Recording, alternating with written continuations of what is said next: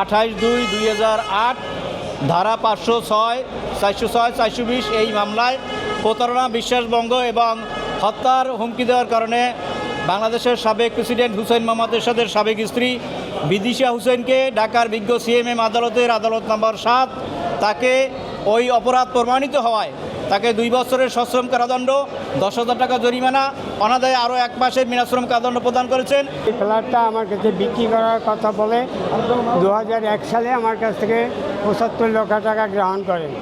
2002 সালে টাকা দেওয়ার কথা ফ্ল্যাট বুঝেই না দিয়ে সে টাকা তালবাহানা করে পরে দিয়ে আমাকে বললো যে আমি আপনাকে ফ্ল্যাট দিতে পারবো না, আমি আপনাকে টাকা ফেরত দেবো। এরপরে উনি আমাকে 2008 সালে আমাকে একটা চেক প্রদান করে 75 লক্ষ টাকা, কিন্তু ওই চেকও 3 বার ডিজাইন হওয়ার পরে আমি আইসা বিজ্ঞ আদালতে মামলা দায়ের করি। ওই মামলায় আজকে মহামান্য আদালত 2 বছর 1 মাসের সাজা প্রদান করে এবং 10,000 টাকা জরিমানা প্রদান করে।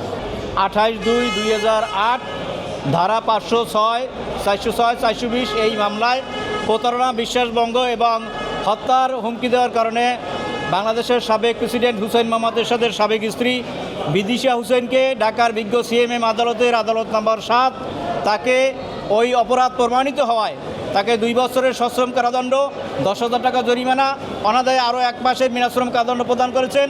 এই মামলার বিবরণ হলো, আজকের মামলার যিনি বাদী তিনি 2001 সালে ওই বিদিশা হুসেইনের সাথে তিনি একটি ফ্ল্যাট বিক্রি করবেন বলে আজকের মামলার বাদীকে বলেছিলেন এবং সেই ফ্ল্যাটের দাম নির্ধারিত হয়েছিল 80 লক্ষ টাকা, যেটার অবস্থান হলো বারিধারা প্রেসিডেন্ট পার্কে। সেই প্রেসিডেন্ট পার্কের ফ্ল্যাটটি দেওয়ার কথা বলে আজকের মামলার বাদীর কাছ থেকে বিদিশা হুসেইন 2001 সালে নগদে 75 লক্ষ টাকা উনি গ্রহণ করেন এবং কথা ছিল 1 বছর অর্থাৎ 2002 সালের ভিতরে ফ্ল্যাট বুঝিয়ে দিবেন। কিন্তু 2002 সাল অতিক্রান্ত হওয়ার পরে যখন বাদী তার কাছে ফ্ল্যাট চাইলেন তখন তিনি ফ্ল্যাট বুঝিয়ে দিলেন না, দীর্ঘদিন তাকে ঘুরাতে থাকলেন এবং এক পর্যায়ে বললেন যে আমি ফ্ল্যাট দিতে পারবো না, আপনি টাকা নেন।